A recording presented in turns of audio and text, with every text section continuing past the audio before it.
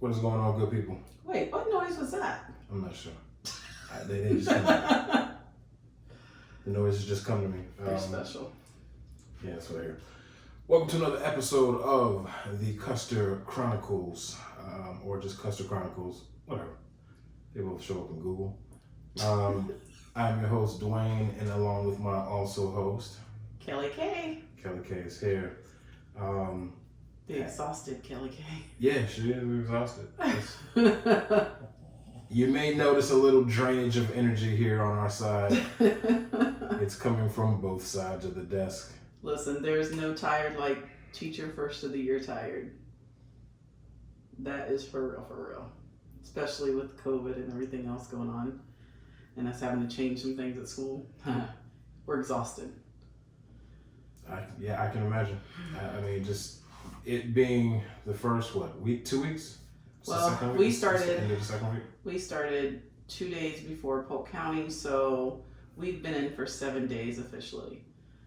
But we're all exhausted. You should have saw all of our faces today. We were all just like, okay. This is only the first week. Right. We were just like, it's literally only the first week. Like, this is not a good sign. Probably not. I mean, just to think that the first week and you still haven't even gotten to Halloween yet. You still have to work through. Think about this. You have kids that were doing online teaching. Now they're back in the classroom. Think about a first grader that was doing online, and I actually had this. I didn't even tell you this. Actually, they're back in the classroom, so now you have to teach them. They can't just get out of their desk anytime. They can't just eat in your classroom whenever they want to. They can't just walk out of your classroom whenever they feel like it. When they're in the bathroom, they actually have to close the door. Stuff they didn't have to do at home. They could do whatever they want at home. Yes, and they really think you are like their best friend and only there for them. And when you have 18 of them and they're going, Miss Newton, Miss Newton, Miss Newton, Miss Newton. I literally said today, I'm sorry, Miss Newton is not here right now. Please leave a message after the tone. Beep. Hey, in a couple of weeks, you can literally say Miss Newton is no longer here. Ever. So yes, I'm tired, and I have a very, let me think how to say this. I really have some sweet kids this year, but I have a lot of challenges ahead of me this year. But at the same time, it makes me proud to know that they know that I'm not good, to be able to handle it, and that... Talk your stuff, girl. Listen, that I'm not good to handle it, but also that I have such low babies that need such help to see them at the end of the year. That's my goal. What strategies do I need to use to get them where they need to be? And even my high ones, I think I said to one today, I said, where are you at? We are on Earth right now. I don't know where you are. He was like making robot noises under his desk, and I'm going, we were writing a sentence. I like school. You're under your desk talking like a robot. Sometimes you gotta talk like a robot. And he's my high one. It was just one of those mind-blowing moments that you're just going, okay. All right, okay, so let's refocus and come back. But the parents have been fabulous, I have to say. They're all on board. They help with buying things for the classroom. They make sure I have what I need. They're really working with their kids at home. They want to know what's going on. So that part just makes me more motivated. But I'm tired at the end of the day. They get all up me right now. Yeah. And you know that. I kind You kind of go home and you literally sit in the corner and decompress for a while. Where you don't really want to do too much. I see the look on your face when you get in the house. It's just like you make a beeline right for that chair. You sit down and it's like, no. Whatever the question is, no. I'm like, you guys got to figure out dinner. You guys got to figure out how this house is getting. Like, I cannot function right now. I've done the best that I can to help out. So I've cooked a few nights. And made sure everybody was eating, so you didn't have to worry too much about that aspect of it. And what is our third co-host doing? She's interested in her. Our third co-host, if you've seen the show, if you've listened to us before, then you know our third co-host. She heard you call her. Our lovely King Charles Spaniel, Daisy. She comes right to me. Here's the thing. He has started something on this show that he picks her up during the show. I had her trained that she would lay on her blanket, and now she insists on sitting on his lap. She loves the camera. So, but no. I literally, and she even knows I'm exhausted because I'll sit in my chair and she wants to get right in my lap, and she'll just lay there. Like, okay, if you're gonna lay here, I'm gonna lay here. I don't know. I'm not sure to what effect dogs can sense certain things and what they are able to feel. But I think she knows that you needed someone close to you to kind of sit there and kind of give you. She wanted to give you love. It's all innocent. Right. She's not trying to play all the time. She just wants to sit near you, sit on you most of the time, and just be comfortable. You want to say hi to the people? I'm just kidding. You just said the doggy ABCs. Listen, when you're around first graders all day long, you start sounding like them. The doggy ABCs. I can't. Oh my God. So, just so you guys know, our Friday night started off very exciting. We decided, we went to the bedroom and I got a little package because my parents are wonderful. They always buy off my Amazon list. Well, Bubbles came in. Oh, the Bubble story. Yeah, we were just like, oh, there's Bubbles. Well, he decides. I haven't seen Bubbles in quite a long time. He decides, oh, can I just open one and blow the Bubbles? Oh, no, I didn't even ask. I didn't ask. I just opened one up. You really just opened it. Yeah. So he starts blowing it, and I realized that our dog has never seen Bubbles. Yeah. So the little innocent face just starts looking up like, what is that? She's laying on the bed. We're sitting in this on the side chairs next to the bed. And I just decided I'm just going to blow him around her. Not thinking how Kelly was thinking that the dog had never seen Bubbles. I'm just thinking, let me just see how amused she'll be. Right. This will be something for her to play with. And when Kelly mentioned that she had never seen Bubbles before, I was like, oh, this will be interesting.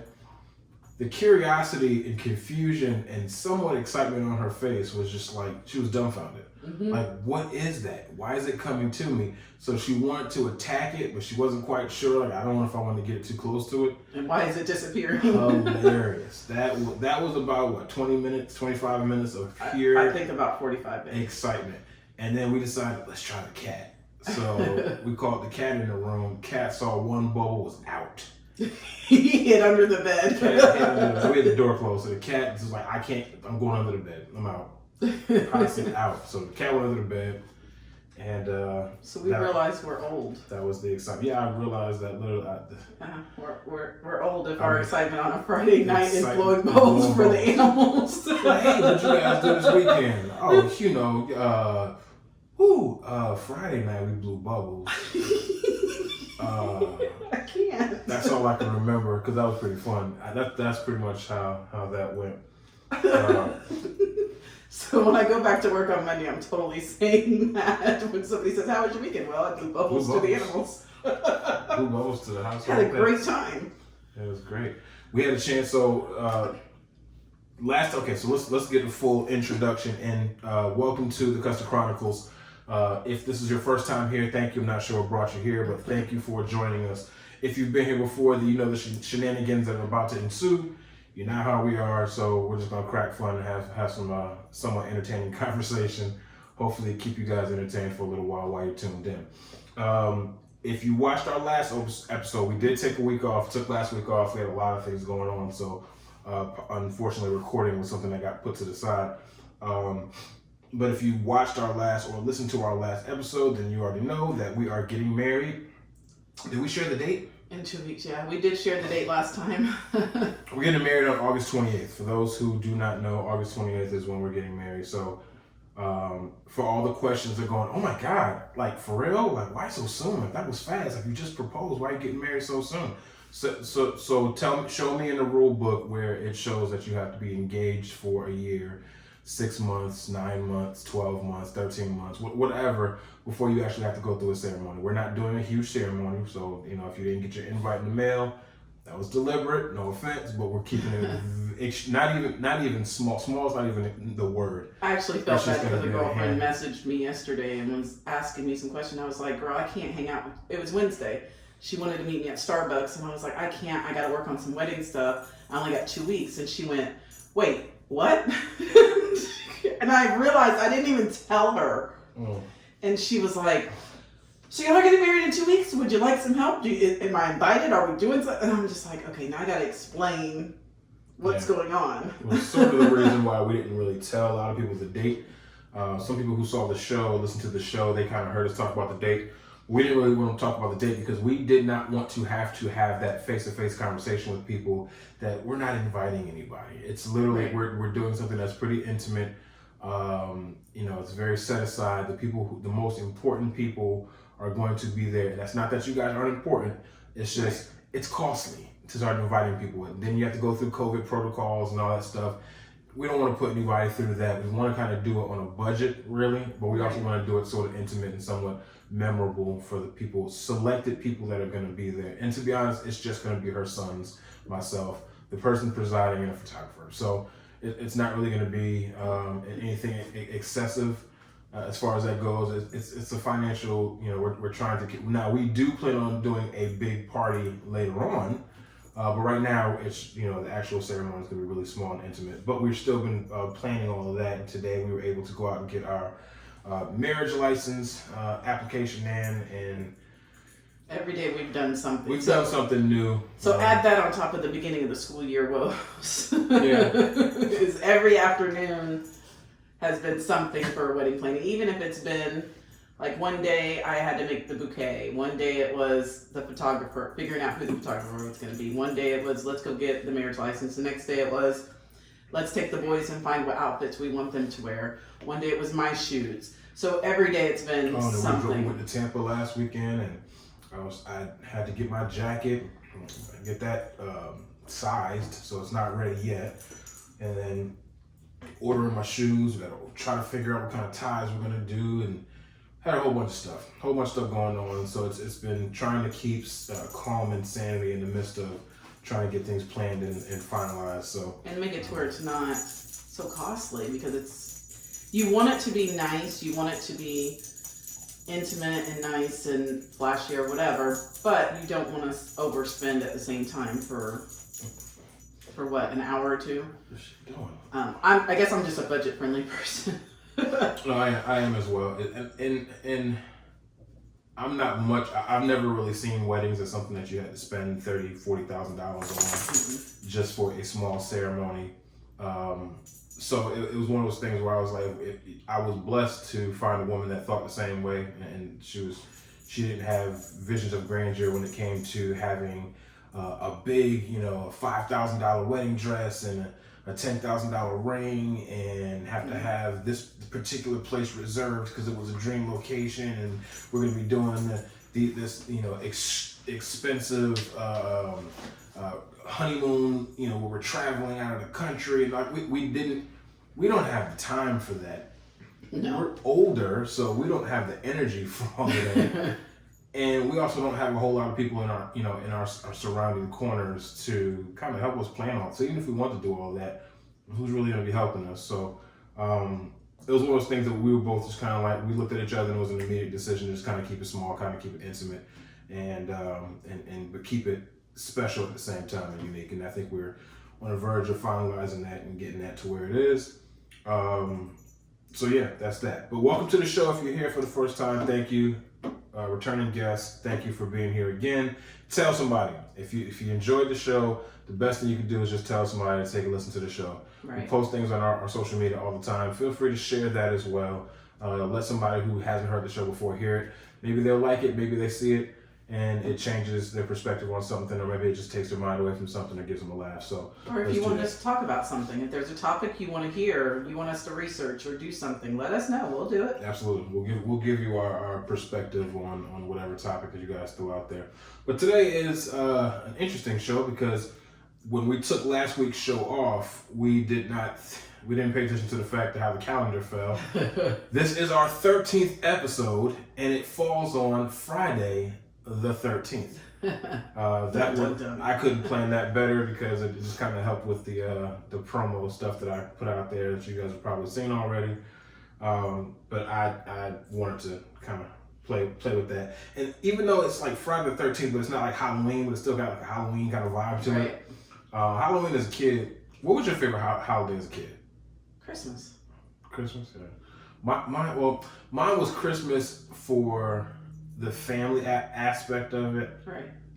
Christmas and Thanksgiving. Halloween's probably my favorite. Really? Do you like trick-or-treating and stuff like that and dressing up? As a kid, yeah. Yeah, okay. Yeah, I did too. The one thing that I never did, I could always say that I never did Halloween parties. Like, as an adult, at the work, we got the Halloween party going, everybody's getting dressed up. Really? You can dress as the skanky corrections officer. Okay. You can dress as a nurse. No, I didn't never. Well, we had, my sister and I in, was it high school or middle school? It was either 8th or 9th grade, I don't know.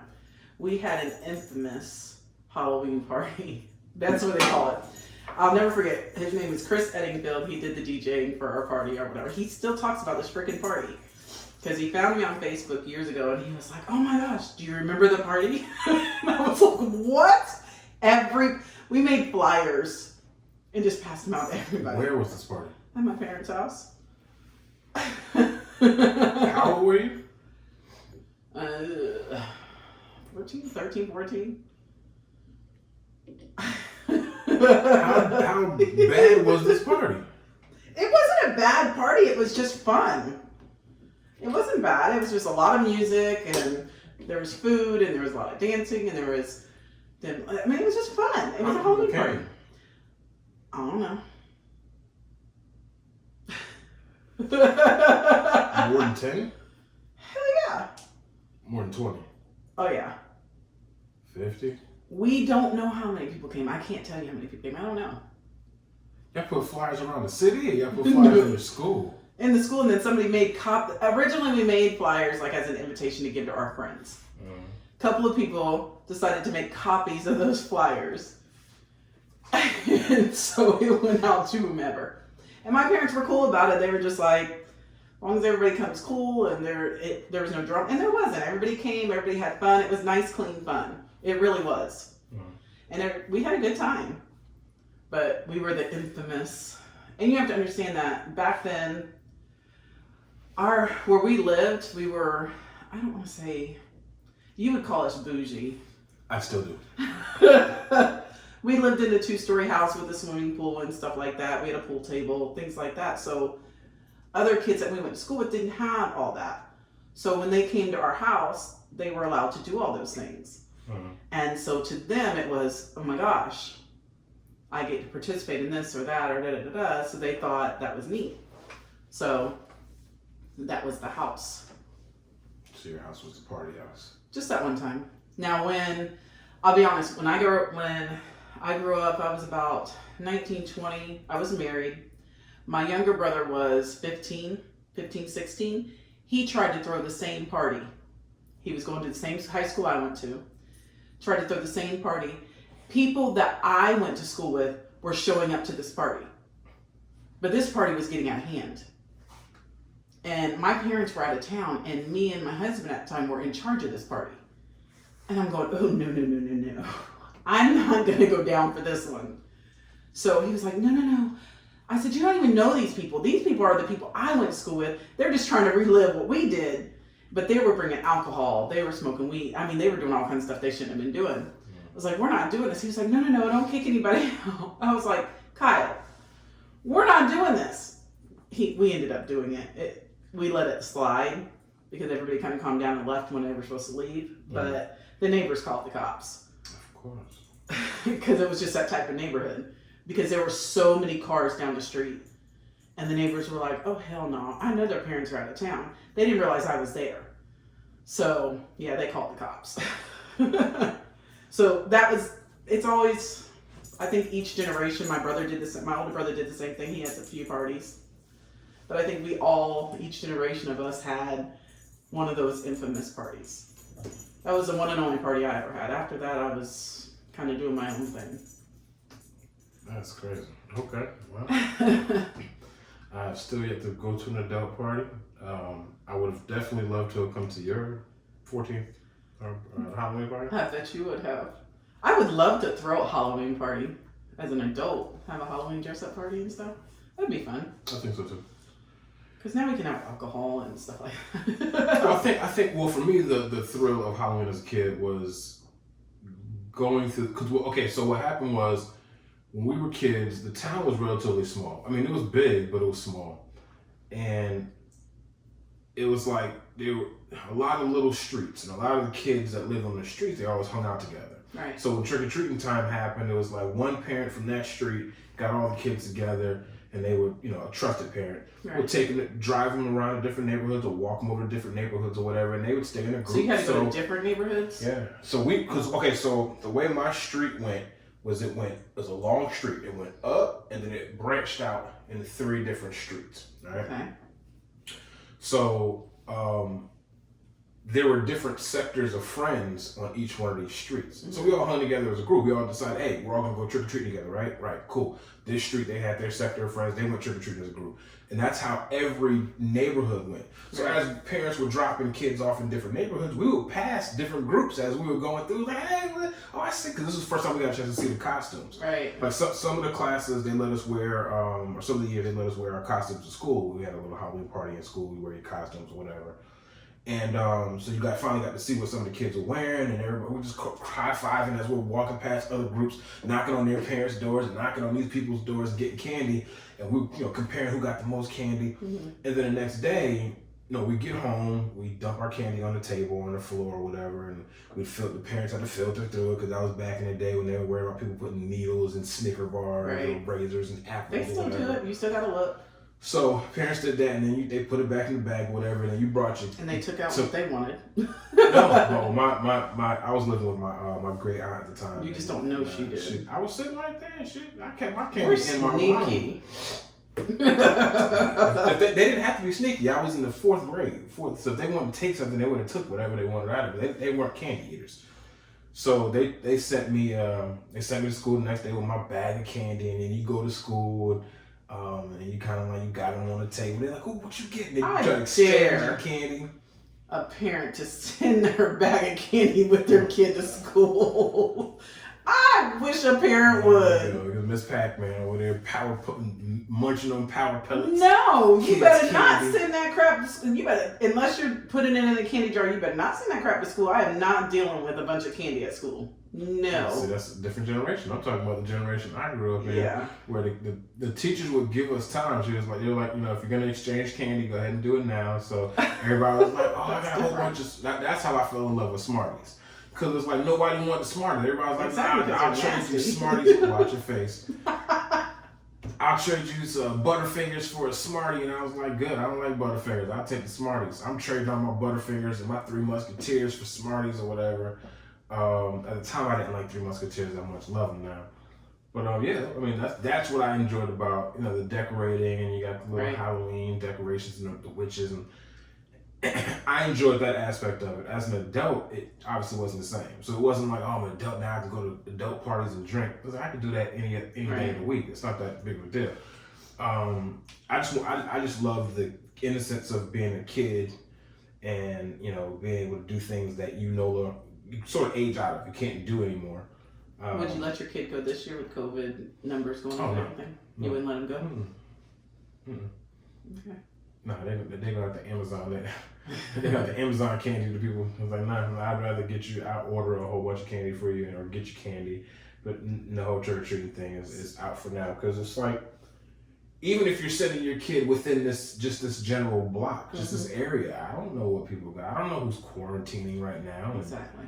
So I wouldn't trust it. Listen, I'm gonna have to go into my lunchroom table rant because this is one I've been waiting to go into my lunchroom. I'm gonna sit back and let him have his lunchroom table. So this right here is a brand new segment that I call Lunchroom Table. And Lunchroom Table is basically me ranting about a particular topic. And this particular topic that I want to touch on, I'm not going to be on here too long, but I do want to make my point about it. COVID has definitely changed the world. COVID has changed the world from a physical standpoint, from an emotional standpoint, from a political standpoint, from a spiritual, religious standpoint. It's from social standpoints.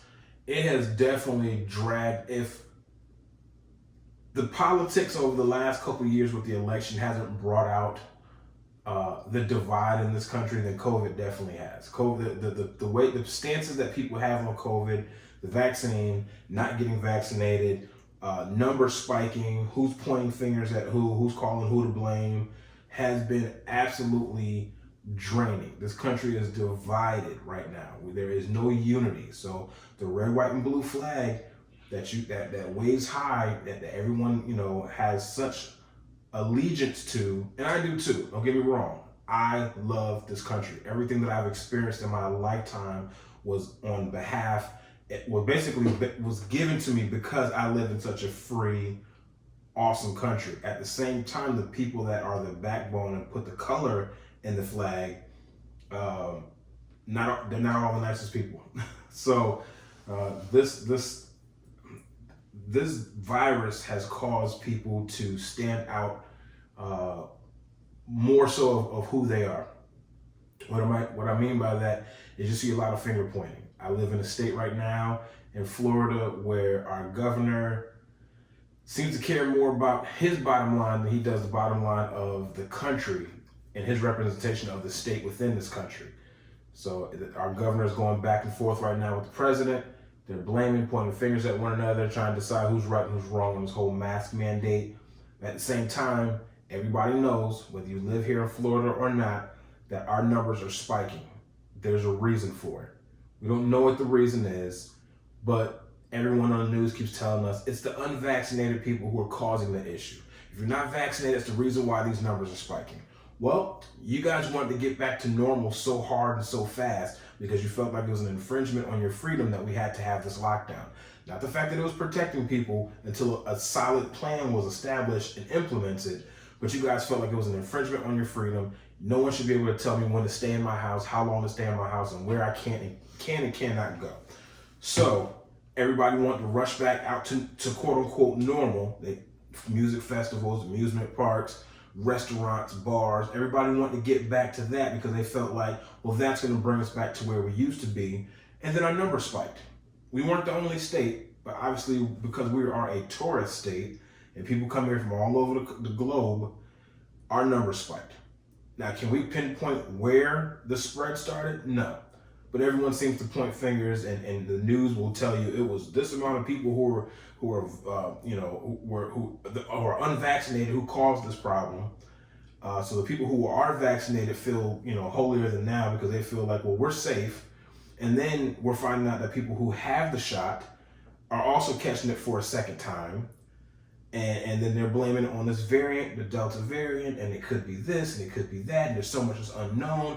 It's like, listen, it's becoming so hard just to have a normal conversation with someone that doesn't revolve around the virus.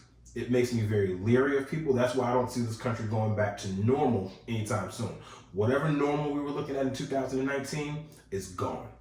I don't see anything going back to 1000% normal like it was ever again. Not for quite a while. Because nobody agrees on anything. That's true. That's what I'm saying. So this whole thing started off as a political argument. Oh, it's a hoax. It's a Democratic hoax. They're trying to hide their hands behind the election. So this hoax. Then a lot of Republicans started getting the virus. And then they were like, whoa, this is real. We're sorry. We thought it was a hoax. This is real. It almost took my life, and or it did take lives. And people started changing their tune. Then it became, okay, so how do we manage this thing? And then it collectively came down where we had to start wearing masks and start to quarantine. So certain places started shutting down. That became a financial burden where companies went out of business, especially your small mom and pop companies. So then there was like these loans that were going out there to try to keep these companies afloat. People were taking advantage of that. Then people started saying, well, we just, schools became an issue where it became the homeschooling thing, and how are we going to make that work and maneuver, and how you're going to teach kids interaction when they're stuck in a house, whatever. This thing has actually shaken this country to its core. And I can't see I personally will not be able, I literally was around people when I went to go shop. We went to go to shop for my jacket for the wedding. We had a good interaction with the guy who owns the store. And at the end of the interaction, I wanted to shake his hand. Just general, just like, man, good talk.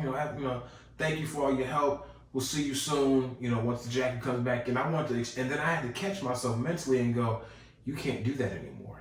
Mm-hmm. You can't shake hands with anybody anymore. You can't dap anybody up anymore. I might have been raised in the suburbs.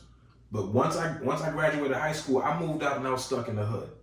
So the one thing that we do is we dap up, hug, handshake, dap each other up. That's what we do. So that is a habit. So when I'm around people, and whether it's just a greeting or I'll see you later, it's always a dap. And I can't do that. Even in a professional setting, wanting to shake somebody's hand for having a good interview. Or just your sons are here. They came by to say hello. They want to leave. I want to be able to give them a dap. I'm a little leery about doing that. Mm-hmm. It's the weirdest. It's the weirdest feeling to know that you have to now, at 44 years old, have to adjust the way that I interact with people on a general basis, because as much as you want to be able to trust people, you just don't know how. So whether you got the shot or whether you didn't get the shot, I'm not saying you're wrong. It's not my place, honestly, nor do I care. Because at the end of the day, if whatever's going to happen is going to happen. They thought that initially said the vaccine was going to take a very long time to get made, manufactured, and distributed. They said by the end of 2021, more than half of the country would be vaccinated, but it was going to be a hard road to get there. Here we are halfway through 2021. I'm sure that number is about 50% right about now, if not less than that. But the numbers are still going up. But our virus numbers are going up, state by state. So how is everybody vaccinated, but the numbers are still going up? Well, then that's where they came out. That's where they started coming out saying that you can get it a second time with being vaccinated. So if you got the vaccine, you can catch it again. But with the vaccine, they say that the symptoms are going to be lighter. It's not going to be as harsh. You're probably not going to have to be on a ventilator because you have these antibodies that are in you that are basically, I don't want to say, not immunizing your body, but keeping you a little bit more resistant to it being so deadly. Then Delta showed up. And I'm not talking about the airline. Mm-hmm. Delta showed up, and then that became, this is definitely more powerful than the original COVID virus that we were fighting and creating this vaccine for. We don't know if it's going to take a second booster shot of whatever you got, the Moderna, the Pfizer, or whatever. We don't know if you're going to need a second shot. We don't know. But they're telling everybody, hey, at least just get the vaccine off the bat, and then we'll worry about whatever comes next after that.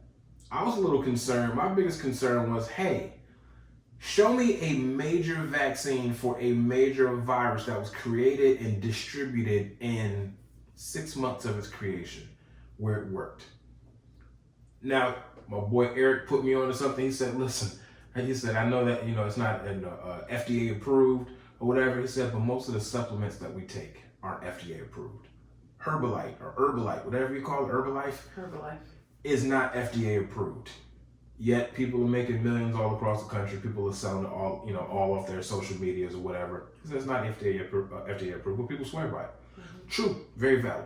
But that's a choice that you can take. A supplement is a choice. It's something that you use to add enhancement to your life. But is the vaccine a choice? Well, not the way that the government started to get into it. The government's never gotten involved with natural supplements, but they're getting involved with this vaccine. Companies are making it almost impossible for you to not take the vaccine. They're calling it, well, we're not forcing you, but we're going to make it very uncomfortable if you don't take it. Everybody else who doesn't, who has the vaccine, show your card, you're good. You don't have to wear a mask, you don't have to get tested. But if you do decide that you don't want to get vaccinated, you'll be tested 2 or 3 times a week. You have to wear a mask at all times. So you're basically a leper amongst the people. So now the people who are all about judging and gossiping, you're gonna sit there and go, look at this bitch, she ain't even get vaccinated. She ain't even get vaccinated. Shit. People are probably sick because of her. Right, so now you got your finger pointing. Mm-hmm. So it's almost like bullying. It's bullying. It's adult bullying. It's becoming bullying with. I mean, you can put it back to race or anything else. It's becoming bullying. People are getting bullied if they're not vaccinated by the ones that are vaccinated. Yeah. And I've honestly seen it, and just like you said, just how you described it, that has happened. Where it's that person. Like, I've literally stayed off social media a lot because it's been a lot of finger pointing, and I feel like this. Do what you feel is best for you and your family. Exactly. I don't know what your medical conditions are. I don't know what your job is. I don't know what your situation is. You have to make the decision for yourself. Nor does it have to be discussed. No one should have to ask you why you didn't take the vaccine or why you did take the vaccine. It's none of your business. So don't worry about it. If you feel like, hey, I'm vaccinated or I'm unvaccinated and this other person is unvaccinated and I want to keep myself as safe as possible, you got the 6 feet law.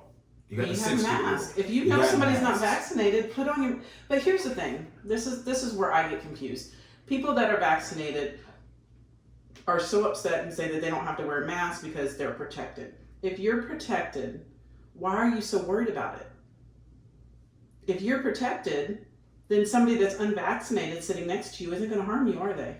And chances are, if you're vaccinated and you went through that process, then I'm pretty sure everybody in your household is vaccinated. I'm pretty sure most of your family members. I'm pretty sure most of your family members think like you do, so they're probably all vaccinated as well. So yes, what is your concern? Are you concerned about the new news of this variant that means that you can possibly get it twice? Is that what you're worried about? Hey, but at the same time, they tell you you can get it twice, but it won't be so bad. You'll be okay. Right. So again, why are you concerned? Why are you so quick to point fingers? You're no longer in the conversation. You're cool. It's almost like getting picked for the team, and all of a sudden you're going back going, why aren't you picking this person? It's like, well, wait a minute. Is this no longer your concern? You have a team already. Your team is winning as far as you see it. And for the unvaccinated people, that's their battle to decide, what do you do next? How are you going to keep yourself away from people? How are you going to protect yourself from potentially catching it or spreading it to other people? Right. That's their concern. It's no longer your fight. Why are you so angry about it? If you and your people are good, you have nothing to worry about these people over here. Right, in that other household. And here, I don't know. I go back to me being a Christian and how I'm treating other people. I'm not going to discriminate against somebody. I'm not going to. I deal with families every single day. Mm-hmm. We did open house. We had families come in and out of our classrooms or whatever. I don't know. That's not a question I would ever ask. Mm. But it's to each its own. My job is to protect those kids when they're in my classroom. My job is to clean and do the best that I can to keep them safe while they're with me. I don't care if it's a school shooting. I don't care if it's a fire drill. I don't care if it's a whatever lockdown or whatever we're doing, whether it's the COVID vaccine, whether it's a lockdown, whether it's a fire drill, whatever situation I'm in with these kids, that's my job to try to keep them as safe as I can. Now, if that means I need to wear a mask, okay, I'll wear a mask. If that means that I gotta wipe off or clean stuff a little bit more, okay, we'll do that. That means we gotta wash our hands a little bit, okay, we'll do that. We gotta spread the desk out a little bit more, okay, we'll do that. But this thing where we're divided and we're talking bad about people and we're pointing fingers and we're being ugly to each other and we're strong-arming and bullying and these jobs are bullying people, like, come on. Like, what are we doing?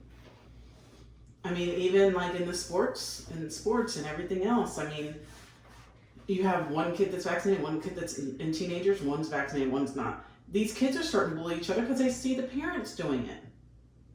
Mm-hmm. So they're like, oh, you're not vaccinated? Well, you can't be my friend. And what are we showing these kids? The weirdest thing, speaking of the kids, the weirdest part about it is people are believing so harsh on what they're believing so deeply in what they're seeing on the news. Mm-hmm. But they're not collectively this major pandemic / virus has been around for a little over a year now, year and a half now, right? The stories have changed on the news every quarter, every 4 months. Initially, there was no concern for the kids, no concern for the babies, no concern for the infants, for the toddlers, because these kids, there's something in their system that keeps them from getting it. Now they could possibly transmit it, but they're not getting it and suffering any. They're not hospitalized. Not like the adults were. They're not getting hospitalized for it, so there's no worry about them getting vaccinated. We're worried about these older people, these elderly people who are in the convalescent homes. We have to try to find a vaccine or create a vaccine to save these older people, because those are the ones who have the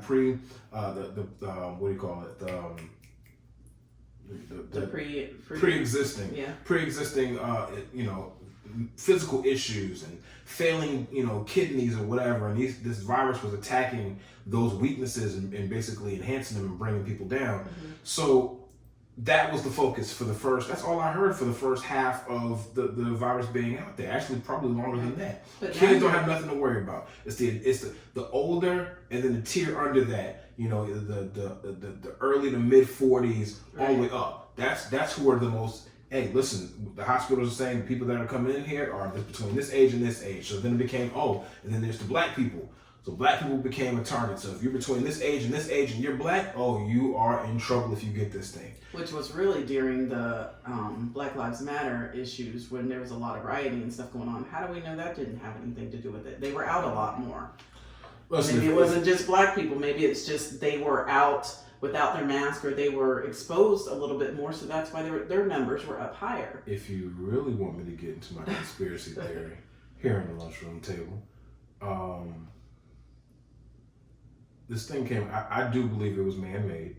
I do believe it came to this country deliberately. I believe it was released into the country deliberately. But I'm not going to get on my super conspiracy theory. That's his conspiracy. But yes, I do believe that it was created to... I don't think there was a plan after it was dropped, but I do believe that it was brought into this country to thin out the population.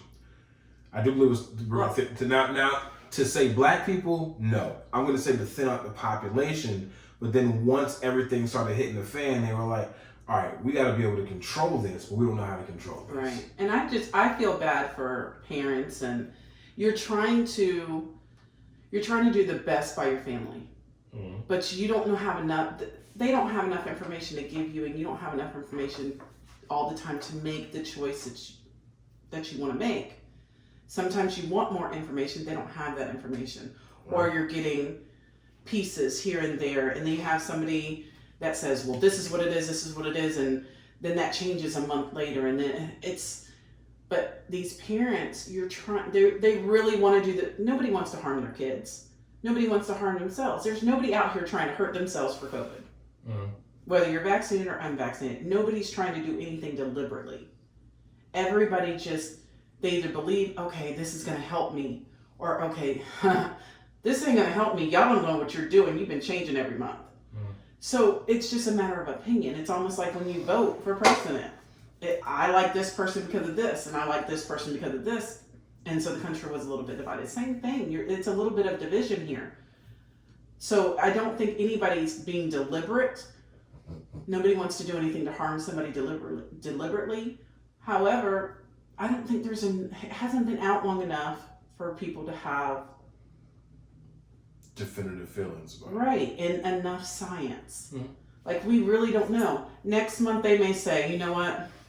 We gave everybody these vaccines and it ain't working. Or the long-term effects of the vaccine. Right. Like, who knows? You know, they might force everybody to get it and stuff, and then 10 years from now, it's going to be a commercial on TV. Yeah. If you got the Pfizer vaccine. Moderna. Right. COVID vaccine, then you could be eligible for millions of dollars. Call us at... If you're still alive. Yeah. If you're still living, or you had a family member that died from, and we're just joking with that, but it's disheartening. What bothers me is it's so disheartening to see so many people divided.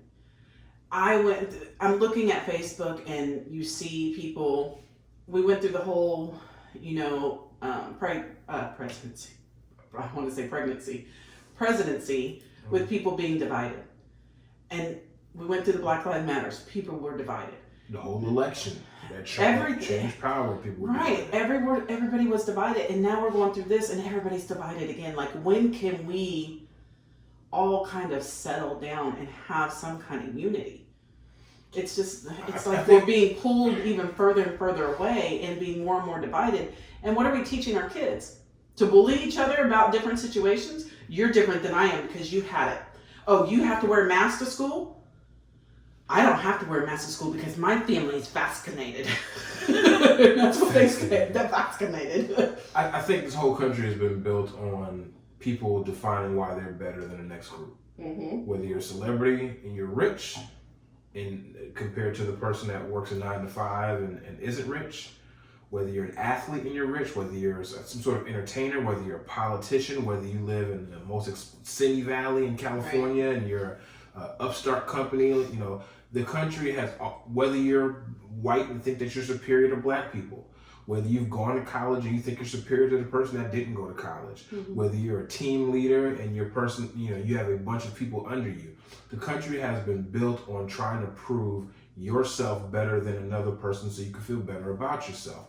So people keep talking about making this country great again. When are we going back to? This country has always been defined by a group of people using their power to stand above a bunch of people and use their power against them. It's been good. That goes back to the biblical days. That's what the Pharisees were. The Pharisees were a bunch of educated, very intelligent people who did things for a look at me attitude. And then when they got challenged by Jesus, he shut them down. Right. So I don't think we're going to be able to get back to some sense of peace and normalcy because now the cards are on the table. Right. I just pray and hope people just take into account that be careful what you're saying to people. Nobody's trying to harm anybody deliberately. People want to care for their kids. People want to care for their family. They're trying to make the best decision they know how to run their household. Mm-hmm. It might not be the same choice you have, but they're doing the best they know how. They might not do the finances the way you do, but they're doing the best they know how. Mm-hmm. They might not do the medical decisions how you do, but they're doing what they feel is best for their family. Mm-hmm. So, do I think COVID's a joke? Absolutely not. Do I want anybody to get sick or be in the hospital? Absolutely not. But you have to let each person kind of make their own decision and what's best for them based off what's going on with them. What conditions do they have? What are their preconditions? Do they have heart issues? Different stuff like that. I've really had to think. I have boys. As a parent, I've had to really sit down and go over their medical history and think, let's take Donovan, for example. Donovan does have a heart condition. His heart condition has not affected him so far. He does have to get tested every 6 months to make sure it's okay. He gets monitored. He has not had issues with it so far. Let's say they don't know the side effects to this. Let's say it has a side effects to it. And now he starts having the issues that he wasn't having. I mean, we just don't know. So as a parent, it's scary. You pray and hope that will never happen, but it's scary. And there's no one to blame. So right. It's like if God forbid something were to happen, there's no one to go back to and say, you're at fault. Because of you, my son is no longer here because you mandated this vaccine. Everything's back on you. And doctors aren't gonna medically tell this person, oh, you shouldn't get it because you have this condition, because they don't know what the long-term side effects are. So they're not gonna tell you, I'm gonna write you a note to opt you out, because they don't know that it's gonna cause an issue. Right. So they're not gonna say, hey, this person's gonna be opted out because they have this condition. They're not gonna do that. Right. So now you're stuck going, okay, what do I do for my kid so that way he can have this normal life, so that way he's not being singled out? What decision do I make for him? And it takes a lot of prayers, it takes a lot of thinking, it takes a lot of research on my own. It takes a lot of, talking to him, going back through his medical condition. And I have 4 boys that I went through their conditions and kind of looked at. I have my own conditions. You have your own conditions. Every single person is different. Every single person is on different medications. We don't know what medications might have side effects that might interact with this. They really don't know because it hasn't been out long enough. For all we know, okay, this person takes seizure medicine. They don't know that this seizure medicine is going to interact with the shot, because they don't know yet. I just saw a story in the news of a girl who actually was taking seizure medicine, and she got her second COVID vaccine, and she ended up becoming paralyzed from the chest down. So now they have to figure it out with her to find out what caused that. Was it the medicine? Was it that she had a pre-existing condition? Yeah. What exactly caused it? Because we haven't had enough time. Right. And you can't blame them because they just haven't had, they've been asked to push this stuff out. They just haven't had enough time to kind of go through and see, okay, if you take this medication, it might have that side effect, or this and that. We just don't know. We really don't know. So if somebody makes a decision for their family to say, hey, this isn't for us. The doctors don't know yet. They're not going to opt me out, but we can't yet. Why are people so upset about that? Yeah, I don't know. And just to be clear, to wrap this up, to be clear, we are not saying that having taking the shot or not taking the shot is a good or bad decision. Not at all. We were just talking about how it's changed the country, how people have become divided, and some people have become jerks because they feel one stance is better than the others. Don't be that person. And I'm not going to get on here and tell you whether we've done it, whether we have or not, because that's nobody's business. Right. It's absolutely nobody's business, and I don't walk around and ask people. I've been asked, and I'll be honest if I'm asked. Right. But people walk around asking other people all the time. It's like, really? Yeah. So it's a weird badge to have. Right. And I would never bully somebody. If I have something that they didn't get or whatever, I'm not going to bully them because they didn't get it. I don't know their situation. And I'm not going to treat them differently because of that. That's a decision they had to make. I don't know their situation. I'm not going to make them feel bad about it. So, I just have to make the decision that I have to make for me and my family. And everybody else has to do the same. Agreed. I am too old to be concerned. I am falling apart as it is from other things. Let me tell you how old I am. So my brain still think I'm in my 20s and I can do funny stuff and get away with it and not get scathed. Yeah, that doesn't happen. I made a mistake the other day. So I'm playing with Kelly in the house, and what did I grab? Oh, we had just come back from the store, and she had bought some gummy bears. And no, it was. What was the gummy bears? You of me, and then you went running because you didn't want to answer it. All right, so it's just a little thing we do. She does this little thing where I don't know if you guys have seen it. It was viral. I'm sure people have seen it now. The little black girl is sitting on her daddy, and she's looking in the phone, and she's like, "You love me?" And he's like, "Yes." And she keeps doing that, and he keeps going, "Yes, I love you, and I love you, I love you and nobody else." And she slaps him or whatever. So we have this thing that we do. We always do that. Not the slapping part, but she does that and does that and does that and does that until I say, "Yes, I love you," and no one else. And then she'll stop. But at the moment, I was just like, I'm not playing this game today. So she starts to sort of chase me. So I'm running. I was like, oh, cool, I'm going to run and hide. So I go to run thinking she's behind me. I go to dip off into one of the boys' bedrooms. When I did that, I forgot whose room I went into. I forgot that it was his room. And immediately I hit my knee on the bed because he's got this hard, edge of the bed. I hit my knee on the bed, and when my whole life flashed before my eyes. I hit my knee. You ever hit your knee and your whole body just seizes up? So I hit the bed. My knee was in such pain, my body leaned forward. And when I leaned forward, I was just going to put my hands down to catch myself. Well, little did I know that he had a picture frame. It's just weird. He had a picture frame that was on the floor. Now you got the glass on the picture frame, right? Well, the glass had slid down. I don't know, it was already slid down. So when I put my hand down, it slid across the top part of the glass that was just randomly sticking out there. And I'm laying there on the floor, and I literally just collapsed. I'm laying on the floor, and my leg is burning. Now my finger is burning. But he stays there. And in my brain, I'm thinking, I can't make a sound because if she's behind me, I don't want her to know what room I'm in or where I'm hiding. Meanwhile, I'm sitting at the dining room table going, his ass has to come out at some point. I had no clue that the chase had never even started.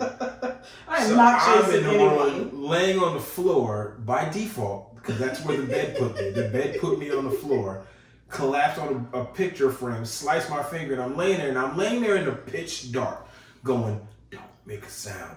I don't want her to know where I am. But the other part of my brain is going, your finger is gone.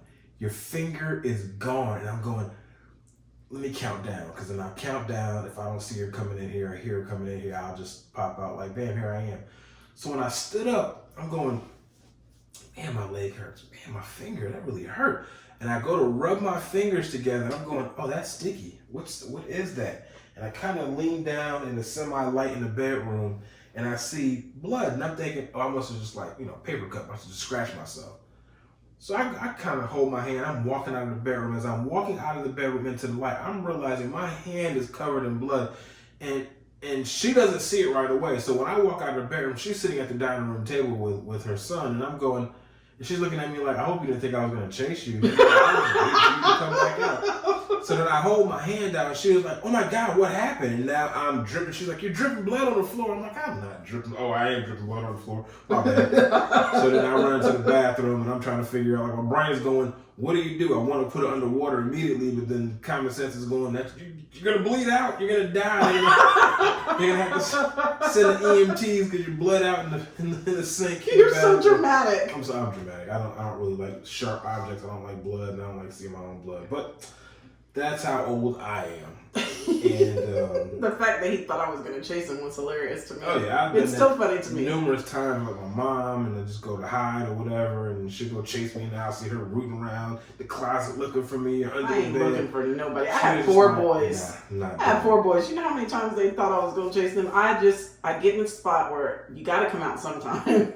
Yeah. And I just sit there. I did. So when I came out, her legs across, she was just sitting there like, knew you was coming out. Let your dumb butt sit there. Didn't work out too well. Well, since this is the Friday the 13th episode, Friday the 13th, on our 13th episode, it's called the Friday the 13th episode combination. I wanted to do something that I haven't done in about 6 or 7 episodes. So, and that was ghost stories.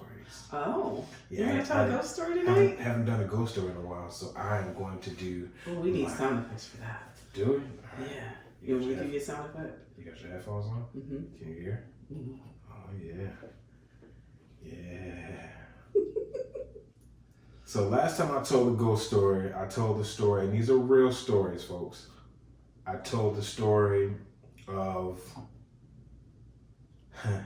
how a ghost grabbed me by my ankles and shook me like a towel because I ate some snacks that I wasn't supposed to eat.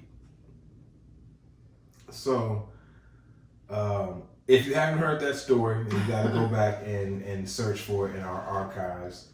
It's on YouTube, so you should be able to find it. You can watch that ghost story. For this particular ghost story, it's how everything started in that house. So, a majority of my ghost stories take place at my great aunt's house. And what I found out years later is that everybody had some sort of experience or some sort of story. No one really talked about it. Oh, heck no. So, when I was about 6 or 7 years old, might have been a little less than that, might have been 5 or 6. My mom and I used to go to my great aunt's house all the time. I call her my aunt, so you hear me call her my aunt, my mom's aunt. We go to her house all the time. She had a big house in this town that I grew up in. I was telling the trick-or-treating stories. Right. It was her house that I lived in when I was trick-or-treating or whatever. But it wasn't until a couple years later that I moved in with her when my mom went to nursing school. Anyway, So we would go over there to visit, have dinner, enjoy the evening or whatever. And I'm a little kid, so my bedtime is about 7 o'clock. The bedrooms were down a very long hallway, a very dark, long hallway. So I'll never forget it. When I was 6 years old, this is what happened. All right. So when the adults got tired and they wanted me to go to bed, they would say, Duane, time to go to bed. My job was to walk down that hallway, go to tuck myself in the bed, and that was it. Now, my cousin had a day bed.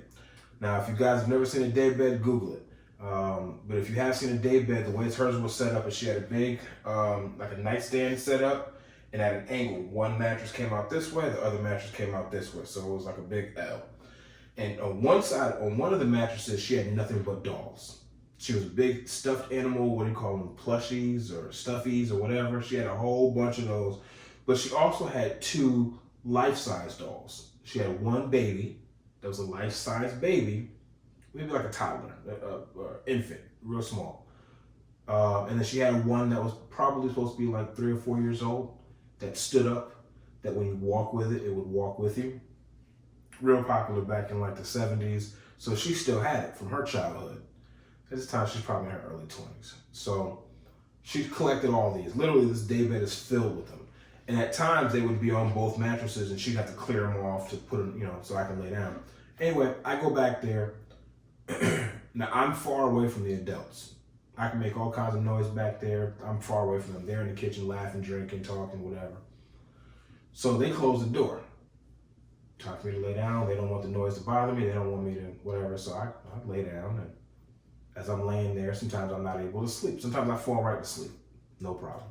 Sometimes it takes me a while to go to sleep. So I'm just kind of staring off into the darkness until I get tired. So as I'm laying there, she had wood sliding closet doors. And they were noisy enough that when you slid them open, because you had to drag them across this carpet, you heard it. It was a hollow, very, wood door. So I would slowly hear the closet door sliding open. And as I can't fixate my eyes on anything, there's nothing to see. I know what I'm hearing, can't see anything. So I panic. I get up, throw the covers off, get up, turn on the light. The door's open. Kind of peek in the closet. Because as a kid, the only thing you're really afraid of is the boogeyman. Right. You talk about the boogeyman, you don't know what it looks like, you're just afraid the boogeyman's going to get you. So I freak out, close the door. I go sit on the bed, tuck myself back in, lay down. Now I really can't sleep. So I'm sitting there listening for every sound. Now I hear some of the stuffies or the stuffed animals on the other mattress falling over. Just falling over. Some of them had like little bells on, they had little, so when they fell, they made noise. So I'm hearing them fall and I can't figure out why. No one's in here. So I panic, get up again, turn on the light. There's a bunch of stuffed animals on the floor. And what I also noticed is that the dolls, the 2 girl dolls, the babies, their arms were moved. They're in the air. Arms were normally sitting by their sides. I flipped the light on, their arms are in the air, which is probably why the stuffed animals fell on the floor. I panic. I get up, open the door, shoot down the hallway to a room full of adults who are very pissed off to see me. Why are you out of bed? We put you to bed, you're supposed to be in bed. Why are you here?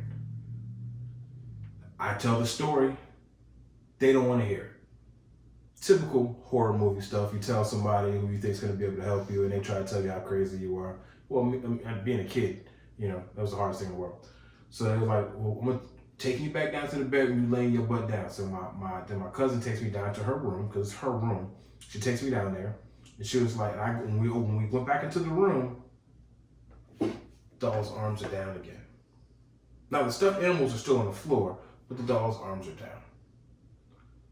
So I was like, she said, I thought you said the doll's arms were up. And I'm like, they were. Well, that's just your imagination. You're sleepy. You just dreamed it. She tucks me back in, puts the covers back over me. She's like, I'm gonna leave the door cracked so at least you can see some light down the hallway, so you got some light. Okay.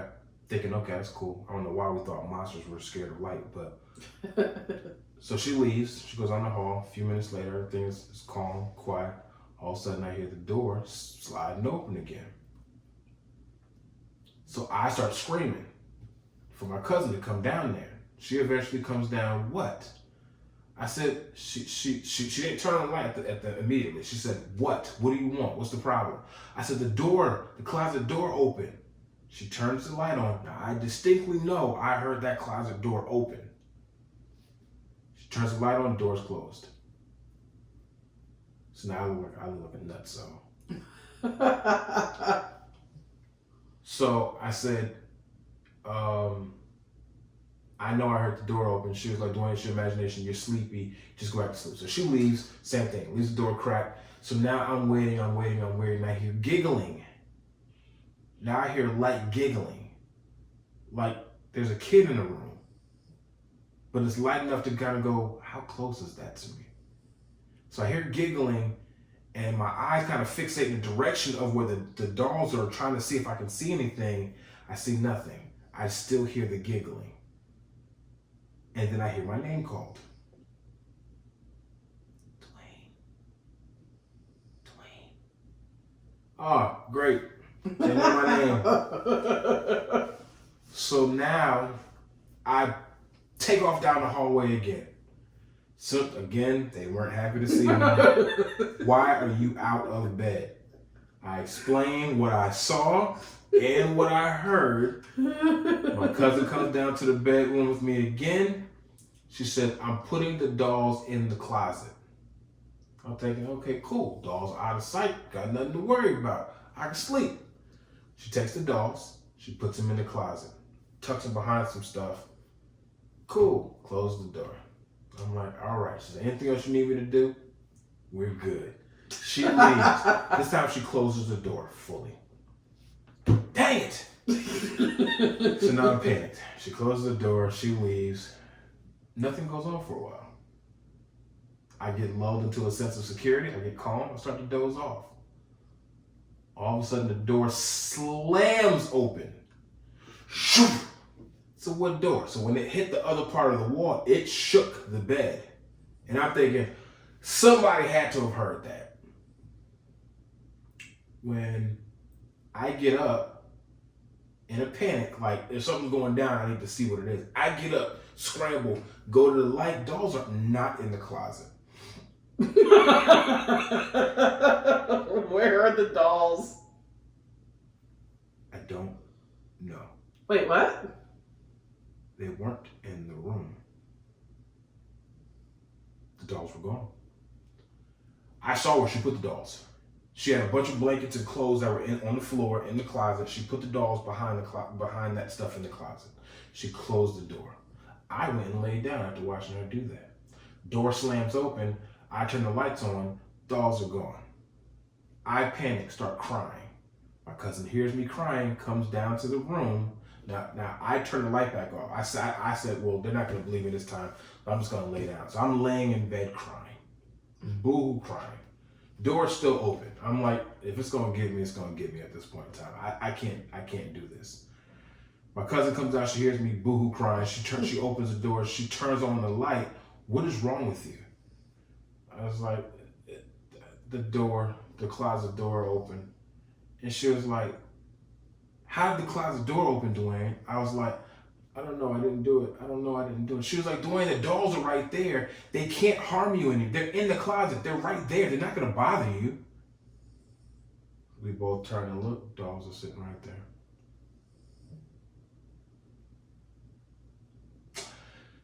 Well, after that scenario, so I ended up falling asleep eventually because she ended up staying there with me. She was like, I'm staying here until you fall asleep. She did. I fell asleep. Everything was good. Fast forward a few years, I ended up moving into the house. I'm a kid, so I forget easily. Right. I ended up moving to the house, but every time I saw those dolls, I would have like a small flashback. And so they ended up like, she did renovations in her room. She was doing a whole lot of cleanings and she was getting rid of a whole lot of stuff she didn't need. So she put a whole bunch of stuff in the garage. Now she put the dolls on the far end of the garage. I don't know where she had them tucked or whatever, but I do remember she had them in the garage. Right. Never touched them again. Every time I would go, we had a finished basement and the door that led to the garage was in the basement. Every time I would go in the garage, if I was ever home by myself and I went to the garage and they would send me downstairs to get something out of the freezer in the garage, I would hear that laughter again. Shoot. I would hear the giggling. And it would feel heavy. It would almost feel heavy enough where your ears pop. It was that kind of heavy feeling every time I walked in the garage. And then I would hear the giggling, and I would get out. I was like, I don't want it. I don't want any more of an experience than what I just heard. I'm out. That was enough for me. So I very rarely ever went into the garage. And then they stopped asking me to go to the garage because I would have a problem with it. Go to the garage. Duane, go down to the garage and get that thing. Somebody gotta come with me or I ain't going. And it's only been that house you've had an experience? Just a yes or no. Yeah. I had to think, yeah. Okay. That's the only house that I've had an experience like that. I'm trying to think. Yeah. That was today's ghost story. That was a real story. I have real people who were involved with that who may or may not remember that story.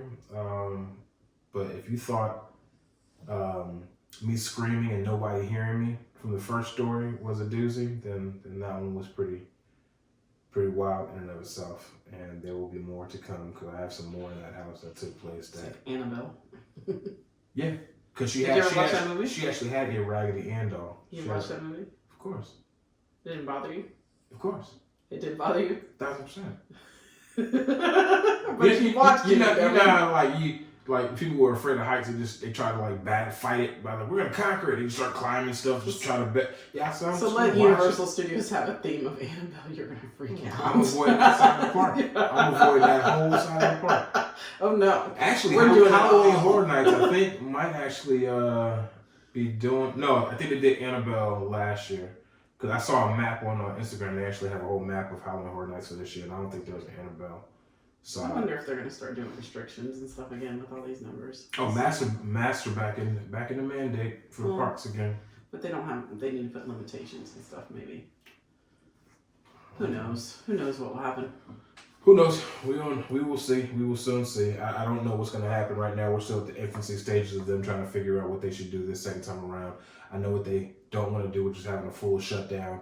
It didn't work too well financially for a lot of businesses in the country. So they probably won't go back down that road. And I don't want to go back to the COVID conversation. No, I'm tired of talking about COVID. We've exhausted that conversation. I think we had to address it because we are your favorite podcast. So right, we had to address it. So it's there.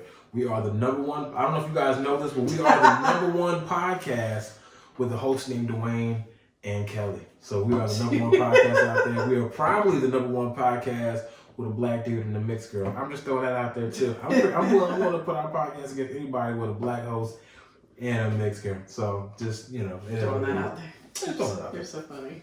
But anyway, I just want to wrap this one up. Thank you. Happy Friday the 13th.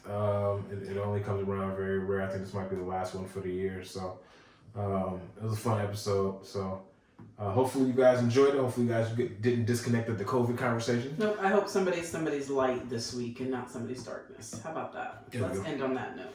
There we go. Be somebody's light, not somebody's darkness. Brighten somebody's day. Brighten someone's day, whether it be your spouse or be a stranger. Right. Let it be someone you don't necessarily have any ties to or involvement with. Just be a light to them. Change the narrative on who they think the people of this world are. Be a light, not their darkness. That's the perfect way to say it. There's too much darkness right now, so be somebody's light. That's the best way to end the show. Yep. So, with that being said, see you next time. We out. Peace.